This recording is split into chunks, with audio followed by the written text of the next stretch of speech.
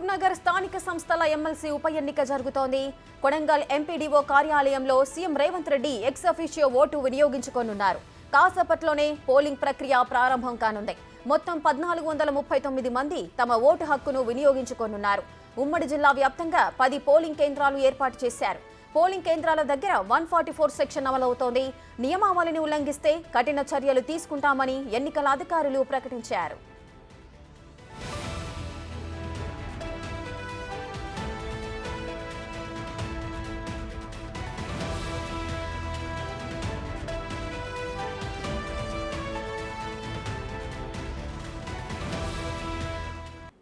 ఉమ్మడి జిల్లా వ్యాప్తంగా 10 పోలింగ్ కేంద్రాలను ఏర్పాటు చేశారు. 1439 మంది ఓటర్లలో 888 మంది ఎంపీటీసీలు, 83 మంది జెడ్పీటీసీలు, 449 మంది కౌన్సిలర్లు, 14 మంది ఎమ్మెల్యేలు, 2 ఎంపీలు తమ ఓటు హక్కు వినియోగించుకోనున్నారు. ఆయా జిల్లాల కలెక్టర్లు, ఎస్పీలు పోలింగ్ ప్రక్రియను ఎప్పటికప్పుడు పర్యవేక్షించనున్నారు.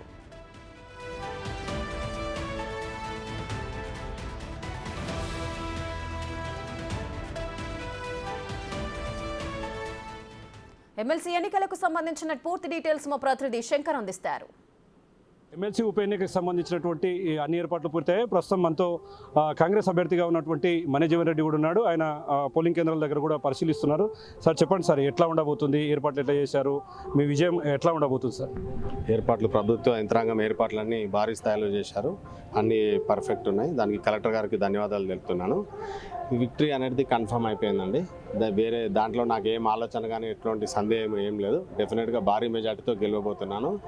పాలమూరు పురోగతికి ఇది ఫస్ట్ ఎగ్జాంపుల్గా మనం చూడాలి. ఎందుకంటే మన సీఎం గారు వచ్చిన తర్వాత ఇది ఫస్ట్ ఎలక్షన్. పెద్ద మెజార్టీతో మనం గెలిచి మన పాలమూరుని అభివృద్ధి చేసుకునే దిశగా మనం ముందుకు పోతున్నాం. సార్, అంటే వాళ్ళు బీఆర్ఎస్కు సంబంధించిన నాయకులు ఎక్కువ ఉన్నారు, స్థానిక ఓటర్లు ఎక్కువ ఉన్నారు, ఖచ్చితంగా గెలుపు మాదేనని చెప్పి కూడా బీఆర్ఎస్ ధీమా వ్యక్తం చేస్తుంది. దాన్ని ఎట్లా చూస్తారు సార్? అదేం లేదండి, నేను చాలా మంది దగ్గర పర్సనల్గా ఇంటరాక్ట్ అయినా, వాళ్ళకి ఆ ఫీలింగ్ లేదు. డెఫినెట్గా ప్రభుత్వం మారాలని ప్రజలు కోరుకున్నారు. ప్రజలు కోరుకున్నట్టు ప్రభుత్వం మారింది. ఈరోజు వాళ్ళు కోరుకున్నట్టు స్థానిక సంస్థల ఎమ్మెల్సీ అభ్యర్థి కూడా నేను గెలవబోతున్నా.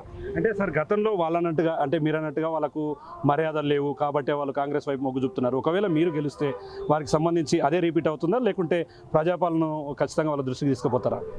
డెఫినెట్గా అండి, స్థానిక సంస్థల ప్రజాప్రతినిధులకు ఈ ప్రభుత్వం పెద్దపీట వేయబోతుంది. మెయిన్గా వాళ్ళ గౌరవాన్ని మేము కాపాడుతాము. ఎట్లయితే 10 సంవత్సరాల కింద వైభవంగా వాళ్ళు ఎట్లయితే వెలిగారో సేమ్ అదే పూర్వ వైభవం మేము వాళ్ళకి తీసుకుపోతున్నాము.